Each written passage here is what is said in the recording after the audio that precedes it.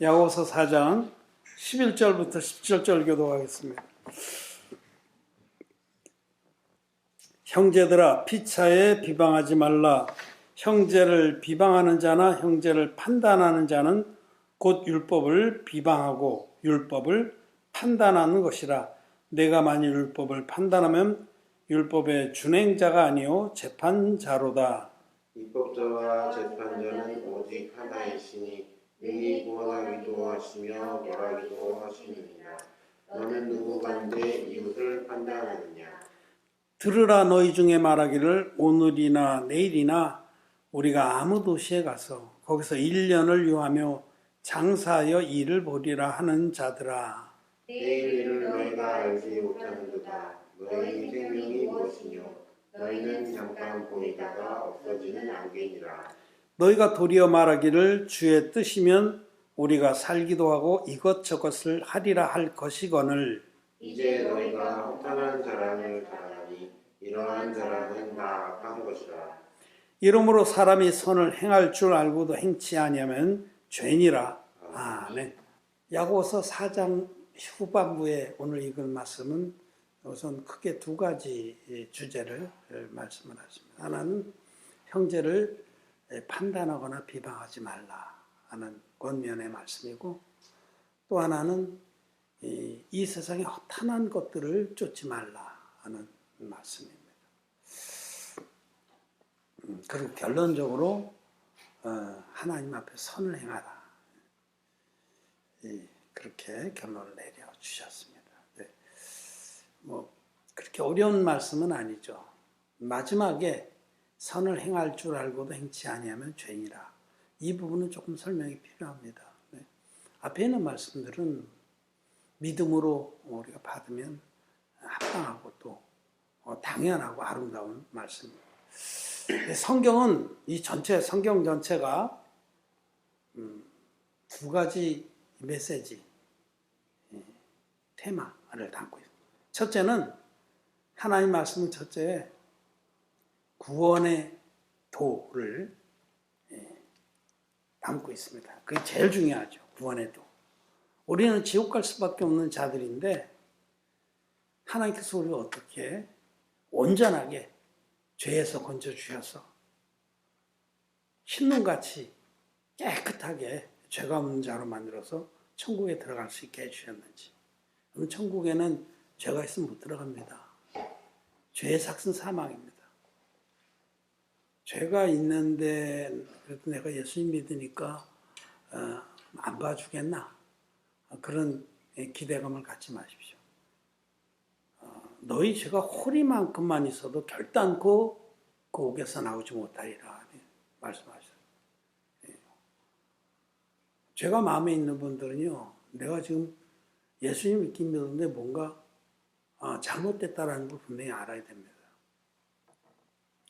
1 빼기 1은 0입니다. 우리는 죄가 가득해서 지옥 갈 수밖에 없는 자들인데 하나님 우리를 이처럼 사랑하셔서 우리를 불쌍히 여기셔서 당신의 외아들을 우리의 대속제물로 우리의 모든 죄를 짊어지고 대신 갚아서 우리의 죄가 없게 해줄 속죄제물로 보내주셔서 예수님이 육신을, 우리와 똑같은 육신을 입고 2000년 전에 이 땅에 오셔서 한 영원한 제사를 드려주셨습니다. 한 영원한 제사.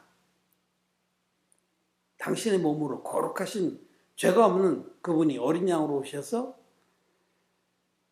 인류의 대표적인 세례원에게 안수를 받으심으로, 안수의 형식으로 세례를 받으심으로, 이 안수라는 건 구약의 허다게 해놓은 구약의 모든 속죄제사마다 흠없는 제물, 안수와 피 흘림, 이 세 가지가 필수입니다. 이 중에서 어느 하나라도 빠지면은 불법 제사입니다.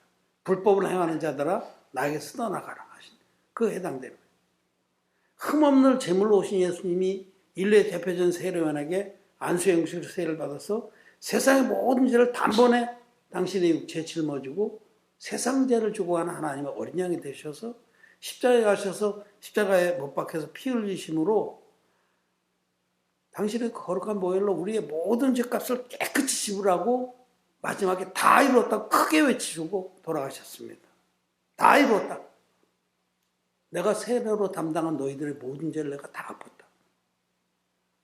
다윗도 하고 크게 외치는 그 순간에 지성소 앞을 가로막고 있는 그 휘장이 위에서부터 아래까지 쫙 찢어서 활짝 열렸습니다. 이게는 우리 주님이 당신의 육체로 드린 그 영원한 제사로 말미암아 하나님 보좌 앞에 나갈 길이 활짝 열렸다는 겁니다.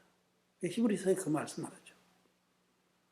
휘장은 곧 저희 육체니라. 예수님 당신의 육체에 죄를 다 넘겨갖고 당신의 육체를 찢음으로 하나님 보좌 앞에 담대히 나갈 수 있는 길을 열어준 겁니다. 그래서 예수님이 하나님의 아들이셔서 큰 제물로 오셔서 받으신 세례와 흘리신 십자가의 피로 다 이뤘다기까지 우리 죄를 깨끗이 없애주신 그 한 영원한 제사를 말씀 그대로 믿는 사람은 죄가 없습니다. 우리는 부족해서 죽을 때까지 죄를 질지라도 하나님이 행하시는 완전하기 때문에 그 완전하고 영원한 제사를 믿는 사람은 이사야서에 약속하신 말씀대로 너희 죄가 주홍 같을지라도 눈과 같이 희어질 것이오 하신 그 은혜를 잊게 되는 겁니다. 그렇게 주님이 이 땅에 오셔서 당신의 몸으로 드리신 한 영원한 제사를 믿는 자들은 값없이 의롭다 하심을 얻고 하나님의 자녀가 되는 겁니다. 이것이 진리의 복음이에요. 이 거듭났다고 그래요. 죄인이 의인되는 역사입니다. 마음에 죄가 가득했던 죄인이 온전한 진리의 복음 믿으면 그 마음에 그 많던 죄가 흰눈같이 없어지는 겁니다. 놀라운 거죠. 네. 놀라운 겁니다. 사람으로서는 할 수 없을 때 하나님께서 하시는 일을 하신 뜻이 그것입니다. 우리를 그 히브리서 10장에는 우리 하나님께서 예수님을 통해서 드리신 그 한 영원한 제사로 온전케 된 자들을, 즉 의인된 자들을 영원히 온전케 하신, 거룩하게 된 자들을 영원히 온전케 하셨느니라. 한번 믿어서 거룩하게 의롭게 된 자들은 영원토록 온전한 의인입니다. 이것이 복음이에요.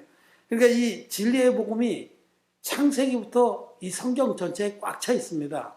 이 성경 전체의 제일 중요한 메시지는 하나님께서 우리를 이처럼 사랑하셔서 독생자를 주셨으니, 예수님을 우리에게 대속의 제물로 주셨으니, 이 예수님이 이 땅에 오셔서 자기 몸으로 드신 한 영원한 제사를 믿는 자는 멸망치 않고 지옥 가지 않고 영생을 얻는다. 천국 영생을 얻는다.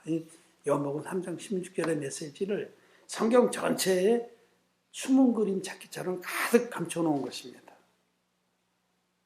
제가 요새 이제 파키스탄의 그 원형복음 선교대학에 창세기 강의를 합니다. 창세기 1장 가지고 3번 강의를 했는데 3번도 부족해요. 한 30번을 해야 조금 만족스러워요. 창세기 1장의 첫째 날부터 이 말씀을 하시는 거예요. 첫째 날. 첫째 날에 하나님께서 이루신 역사, 창조의 첫째 날에 이룬 역사가 죄사함의 역사를 말씀하는 겁니다. 땅이 혼돈하고 공허하며 흑암이 깊음이 있는데 이게 죄사함 받지 못한 우리들의 상태거든요. 그 위에 빛이 있으라 하시며 빛이 있었고, 그 빛이 예수 그리스도입니다. 요한복음 1장 참빛, 곧 이 세상에 와서 비치는 빛이 있었나니, 그 예수님을 말하거든요. 말씀이 태초부터 계셨던 그 말씀이 곧 하나님이신데 그 하나님은 이 세상의 빛이다. 성자 하나님이 바로 빛입니다. 빛이 이 땅에 와서 비치니까 흑암이 물러가서 죄인들이 의인된 역사가 일어난 거죠. 이 창세기에 있는 그 창세기 1장의 첫째 날의 역사가 구원의 복음을 말씀해요. 이 성경 전체는 첫째로는 구원의 복음을 말씀하고, 둘째로는 구원받은 의인들이 이 땅에 사는 동안에 어떤 삶을 사는 게 합당하냐, 의인의 삶을 말씀하는 겁니다. 딱 두 가지입니다, 여러분.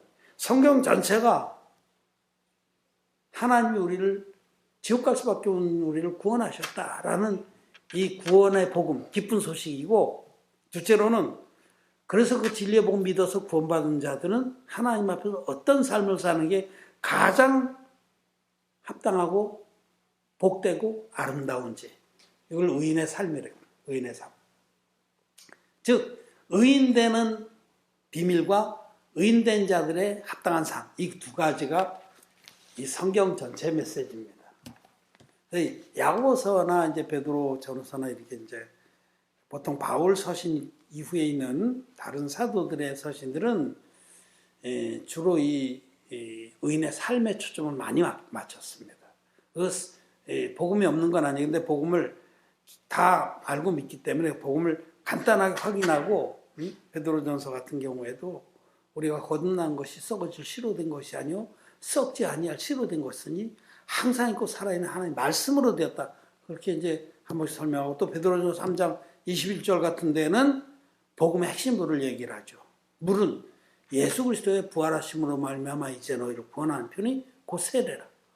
물이 사도 요한이 요한일서에서 물과 피로 임하신 예수 그리스도를 복음의 핵심부를 요한일서 5장에서 말씀하시는데 그 물이 세례다라고 베드로 사도가 풀어준 겁니다.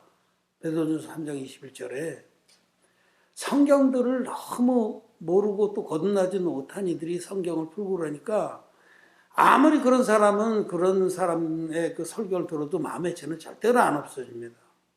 그래서 어떻게 해요? 구원받은 죄인이라고 그러잖아요. 그런 거 없습니다. 구원받았으면 의인이고 의인이라야 구원받는 거지. 예수 믿는 죄인 그런 거는 잘못 믿는 겁니다. 칭거리로 빠질 수밖에 없죠. 죄가 있으니까 내가 예수님을 구세주로 믿는데 죄는 있어. 그러니까 죄는 있지만 의롭다고 불러준다. 이런 교리가 생겨나는 거죠.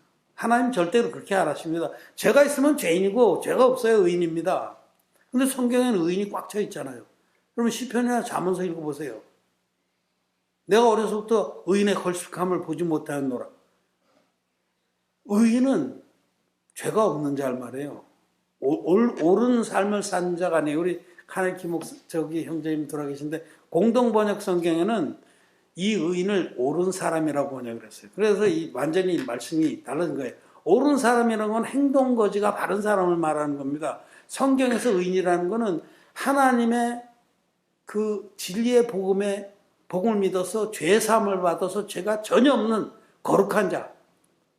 그 의인이라고 그래요. 의인. 영어에서는 the righteous라고 그러는데 그 의인이에요, 의인. the just 혹은 the righteous. 의인을 말해요, 의인들. 하여튼 야고보서 오늘 읽은 부분은 이런 그 성경 전체의 그 테마 중에서 의인의 삶에 대한 말씀입니다. 의인의 삶. 저와 여러분들이 어떤 삶을 사는 게 합당하냐. 첫째 이제 앞에 11, 12절에서는 형제를 판단하거나 비판하지 말라라고 말씀. 합당합니다. 여기 형제. 거듭난 교회 안에서의 삶을 야고보서는 이제 거듭난 자들이 지켜야 될 그 믿음의 도를 말씀하시는데 거듭난 자들, 이 형제 자매. 여러분 우리가 형제 자매라는 말을 쓰는 거는 정말 영적으로 아름다운 거예요. 성도라는 말씀도 그렇고요. 우리 누님이 오셨네. 예, 형제 자매 또 성도. 성도라는 말이 거룩할 성자 무리도자입니다. 거룩한 주님의 진리의 말씀으로 흰눈같이 제사함받은 의인들이 성도입니다. 마음에 죄가 있는 분들은 성도라는 호칭을 붙일 수가 없는 겁니다. 형제 자매도 마찬가지예요. 우리가 하나님을 아버지로 둔 한 형제 자매인데 하나님이 거룩하십니다. 그래서 그 레위기 말씀에 보면 레위기의 테마가 거룩함입니다. 레위기 그 안에 하나님께서 내가 거룩하니 너희도 거룩할지어다. 하나님 앞에 거룩하게 되는 비밀과 거룩한 삶을 지키는 비밀이 레위기에 들어있는데 이 거룩한 형제자매들, 죄사함받은 의인들끼리는 서로 형제자매라고 부를 수가 있어요. 그 호칭도 굉장히 영광스러운 호칭이에요. 시편의 133편에 보면 형제가 연합하여 동거하며 어찌 그리 선하고 아름다운고 그렇게 말씀하잖아요. 형제가 연합하여 동거하는 것이 하나님의 교회입니다. 그냥 간판만 교회라고 붙였다고 다 교회 되는 거 아니고 그리스도 예수 안에서 거룩하여지고 성도라 부르심을 입은 자들의 모임이 그게 하나님의 교회입니다. 자, 이 11절에 형제들아 거듭난 의인들에게 말씀하시는 거예요. 거듭난 의인들 성령을 선물로 받은 자들은 이 말씀을 아멘합니다. 피차에 판단하고 비방하지 않습니다. 거듭난 형제들이 다른 교회 안의 지체들을 형제자매를 비방하고 판단한다고 하면 거듭나기는 거듭났어도 지금 똥오줌 못 가리는 아주 갓난 아이라고 생각하시면 돼요. 기저귀 차고 있다. 그리고 싸고 뭉갠다. 영적으로 무엇이 바른지를 전혀 분별 못하는 수준이다. 이렇게 생각하시면 돼요. 그것이 합당한 거예요. 왜냐하면 주님의 은혜로 거듭난 사람 같으면은 자기가 어떤 자인데 주님의 은혜로 거듭난지를 잊지 않습니다. 정말 우리는 만물보다 심히 거짓되고 부패한 자들입니다. 빤듯하고 의롭고 그래서 구원받은 게 아니에요. 그런 자들은 구원 못 받습니다. 예수님께서 부자가 천국에 들어가는 것은 낙타가 마늘기로 들어가는 것보다 더 어렵다. 그렇게 얘기했잖아요. 그 부자는 돈 많은 부자를 말하는 게 아니고 자기 의의 부자를 말합니다. 자기가 옳은 줄 알고 자기가 잘난 줄 아는 그런 사람들. 죄산 못 받습니다. 바리새인들이 그랬잖아요. 서기관들이 그랬잖아요. 누가 구원을 받냐면 주님 앞에 자기가 지옥 갈 자랑, 정말 죄인 중에 내가 괴수노라 그렇게 고백했던 것처럼 사도 바울이 자기가 얼마나 형편없는 자인데 오직 하나님의 은혜로 자기가 죄산 받은지를 깨닫고 믿어서 거듭난 거기 때문에 그런 주제가 무슨 다른 형제를 판단하고 비방을 합니까? 그런 것 자체가 혹시 복음을 정말 그래도 믿어서 마음에 재산 받았더라도 거듭나긴 거듭났어도 똥오줌 못 가린다. 우리 애기들이 우리 집에 둘이 있어서 애기들 때문에 아주 참 기쁘고 그런데 이제 하원이가 요새 똥오줌 가리느라고 애를 쓰고 있어요. 조그만 변기 갖다 놓고 앉혀서 1시간, 2시간씩 앉히기도 하고 조금 성공하기도 하고 실패하기도 하고 그 하원이 아래 동네입니다. 그 밑에 하람이는 지금 그나마 기저귀 차고 그 놔두면 똥 쌓아놓고 자기 손으로 주물르고 또 입에 찍어 먹기도 하고 벽에 바르기도 하잖아요. 지금 그런 단계라고 생각해야 돼. 그런 단계. 우리 형제 자매 여러분, 제 존에게 형제 자매 여러분, 여러분 혹시 형제 자매들 판단하고 비방하고 그러신 적이 있습니까? 있을 겁니다. 있을 겁니다. 이 말씀 앞에서 돌이켜야 됩니다. 자기가 어떤 자였는데 구원받았는지를 잊지 않는다면 내가 누가 내 형제를 비방하고 판단합니까? 그는 율법의 심판자다 이렇게 말씀을 12절에 말씀하시기를 이는 율법에 준행하는 자가 아니요 율법을 재판하고 율법을 판단하는 자다. 율법이 틀렸다고 말하는 자다. 하나님 앞에 교만한 겁니다. 그런 부분이 있다면 여러분 오늘 이 말씀 앞에서 분명하게 돌이켜야 됩니다. 예, 둘째로가 아니라 그 판단하고 하는 문제가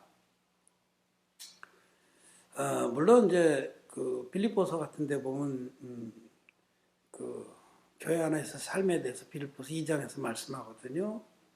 근데 이제 권면이라는 말씀, 권면. 그 형제 자매들을 바라보면서 사랑의 권면은 해야 됩니다. 그는 판단하고 비방하는 거하고는 달라요. 그는 믿음이 먼저 된 자가 믿음의 선배가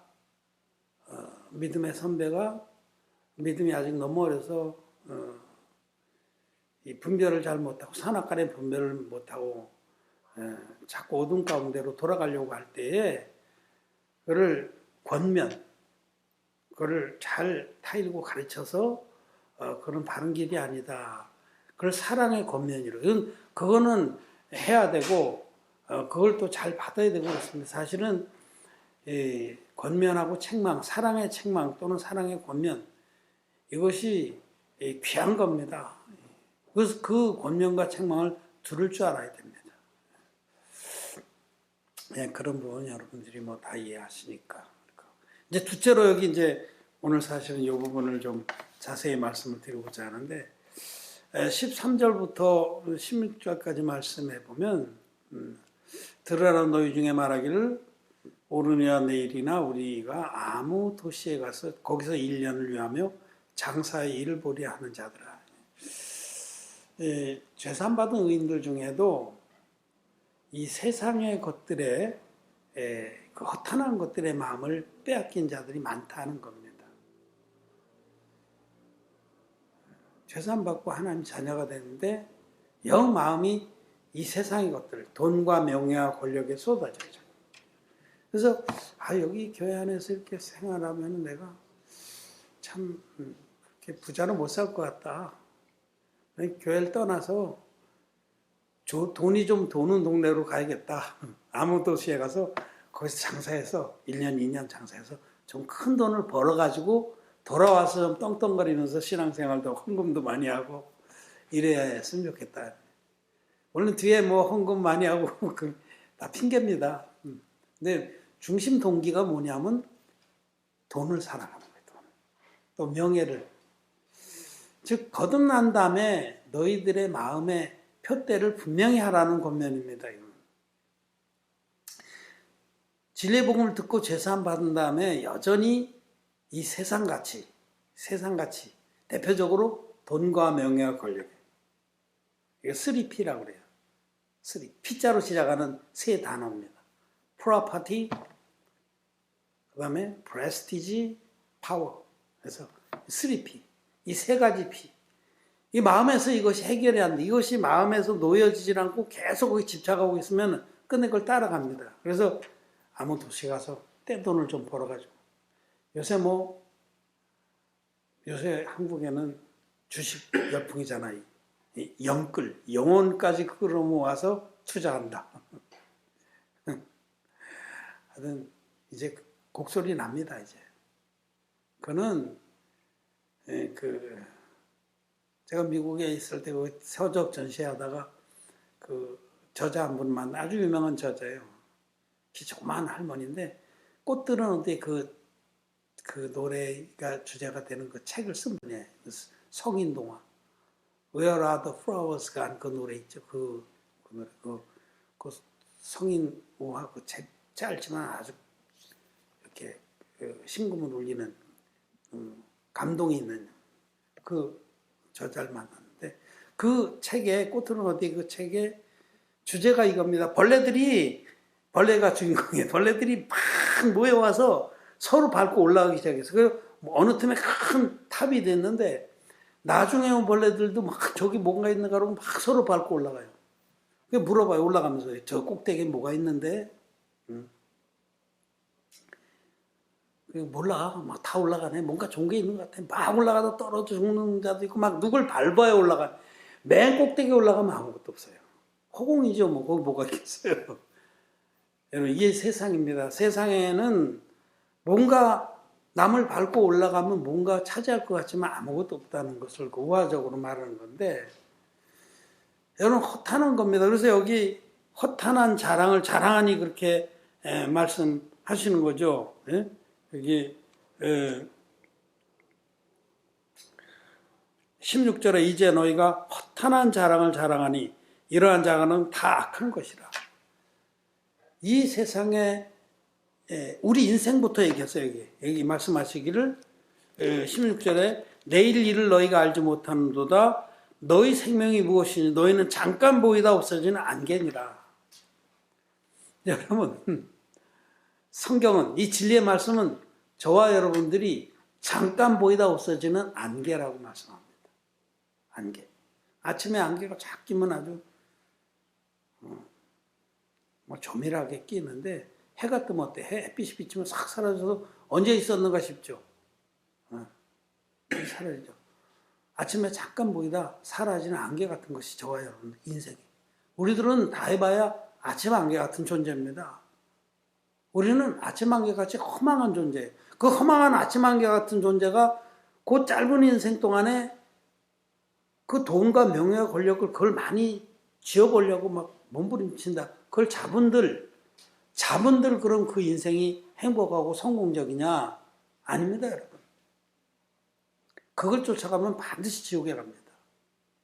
시편 73편에 보면은 그 시편 기자가 탄식을 해요. 그 기자도 시편 73편의 기자가 자기가 정말 잠시 미끄러질 뻔했다고 이렇게 하면서 고백한 시가 시편 73편. 우리 조금만 펴볼까요? 한 구절만. 2절, 3절 이렇게 읽겠습니다. 같이 시작. 나는 거의 실족할 뻔하였고 내 걸음이 미끄러질 뻔하였으니 이는 내가 악인의 형통함을 보고 오만한 자를 질시하였음이로다. 이제 그 위에 쭉 읽어보면 이 의인이, 이 죄산받은 의인이에요. 이 세상 사람도 보니까 하나님을 멸시하고 조롱하고 하나님이 어디 있냐고 하며 강포를 행하고 이 땅에서 막 그냥 끌어모으고 이런 자들. 구약의 예언서나 이런 데 선지서에 보면 전토에 전토를 더하고 가옥에 가옥을 더하고 막 그야말로 요즘에 부동산 부자들 옛날에도 있어. 그렇게 막 이 땅의 것들을 막 끌어모아서 거기서 떵떵거리면서 큰 소리 치고 사람들을 수탕하고 저희는 눈이 툭 붉어져 나오고 너무 잘 먹어서 배가 막 이렇게 그런 사람들이 너무 잘 되는 거예요. 그러니까 하나님이 없다고 세상 것들을 막 쫓아가는 사람은 잘 되고 나는 이거 뭐냐 이거죠. 나는 주님만 사랑하고 주님을 위해서 산다고 이렇게 살았는데 나는 이게 꼬라지가 뭐냐 이거죠. 이래서 이런 시험에 들어서 거의 미끄러질 뻔하였도다. 그래서 막 마음에 근심하고 내가 이거 뭔가 나는 루저다 이러고 있을 때에 내가 여호와의 성소에 들어갈 때에 그의 결국을 깨달았다. 하나님께서 하나님 앞에 예배 드릴 때 깨닫게 하신 거예요. 그래서 깨닫고 눈을 정신 차리고 봤더니 그들의 결국이 보였다고 말씀을 해요. 여러분, 이 세상에 아침안개 같은 존재들이 허탄한 것들, 응? 돈이나 명예나 권력이나 이런 허탄한 것들을 따라가면 그 끝이 어떻게 되냐?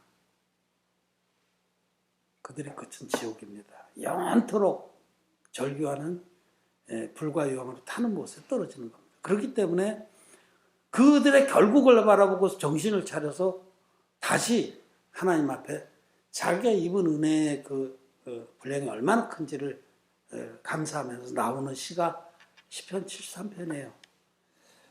우리는 이 거듭난 의인들은 돈과 명예와 권력, 이 세상을 사랑하는 이것으로부터 믿음으로, 말씀을 믿음으로 이걸 딱 정렬해야 됩니다. 이런 것은 우리가 복음을 전하는데 필요한 만큼 있으면 돼요. 그래서 내게 필요한 것으로 먹이셨어.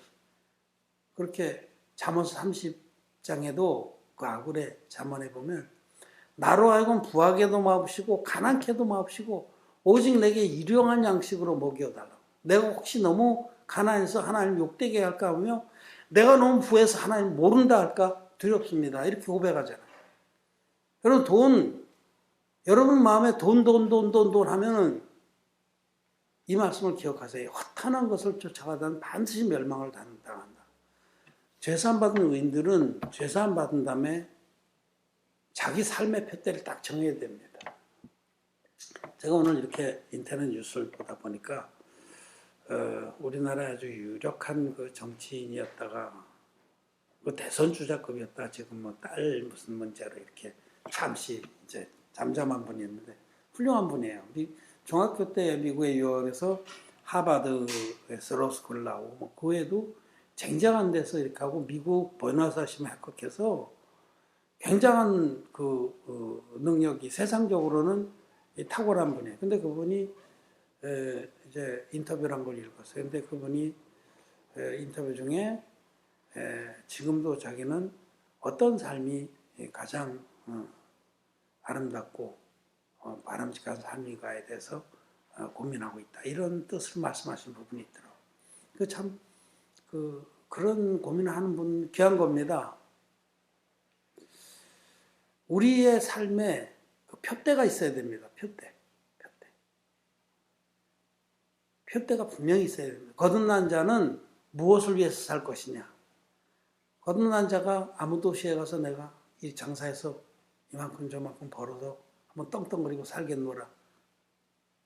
B입니다. B. 거듭난 자가 내가 정치판에 나가서 큰 벼슬 한번 해서 이름을 날리고 권력을 휘두르리라. B입니다. 거듭난 자는 단 한 가지입니다. 선한 일을 위해서 남은 때를 사는 겁니다. 그런데 여기 선한 일이라고 그래서 이제 이 17절에 말씀하신 거거든요. 이러므로 사람이 선을 행할 줄 알고도 행치 아니하면 죄니라. 이 선한 일을 위해서 남은 때를 사는 거예요. 이 선한 일에 대한 오해를 벗어야 돼요. 보통 성경의 언어는 하나님의 말씀입니다. 땅의 언어가 아닙니다. 궁창 위의 물입니다. 궁창 아래 물이 아니에요. 궁창 위의 물. 이 하나님이 말씀하신 선하다는 것은 영혼들을 죄에서 건져내서 하나님 자녀로 만들어주는 겁니다. 하나님의 뜻은 이것이니 너희의 거룩함이라 하셨고 또 하나님은 모든 사람이 구원에 이르기를 원하시는 그게 하나님 뜻이에요. 그러니까 하나님이 가장 기뻐하시고 선하시다는 것은 영혼들을 지옥 갈 영혼들을 구원해서 하나님 자녀로 삼아주는 그 일이에요. 그 일을 위해서 우리를 먼저 거듭나게 하신 겁니다. 그래서 에베소서에 보면 2장에 2장 10절에 우리는 그의 만드신 바라 선한 일을 위하여 지으심을 받은 자니 우리는 거듭난 하나님의 은혜로 거듭났는데 새롭게 창조됐는데 왜 그렇게 새롭게 창조됐나? 선한 일, 즉 영혼들을 구원한 일에 일꾼으로 쓰시려고 우리를 부신 겁니다. 그래서 표대가 우린 그래요. 저의 표대도 여러분들의 표대도 이 땅에 살아가면서 뭐 여기서 그 허탄한 것에 휘둘려서 돈 버는데 온갖 마음이 쏟아지고 그래서는 안 됩니다. 저도 사업을 하고 돈을 벌죠. 왜 법니까? 선한 일을 하려고. 선한 일에 쓰려고. 벌어서 우리 형제자매들도 같이 생활도 하고 전 세계 복음도 하는데 다 그 뒷받침으로 드리려고. 그래서 하는 겁니다. 표대가 분명해야 됩니다. 표대가. 우리는 선한 일을 위해서 지으심을 받은 자다. 그거보다 귀한 일이 없어요. 정말 남은 생에 가장 귀한 일을 하다가 주님 오시거든 착하고 충성된 종아 하는 칭찬을 받고 주님과 함께 천년왕국을 누리고 또 영원한 천국에 들어가게 되기를 바랍니다. 선한 일을 위해서 지으심을 받은 자라는 걸 아시고 허탄한 데 마음을 쏟지 마시기를 바랍니다. 말씀을 마쳤습니다.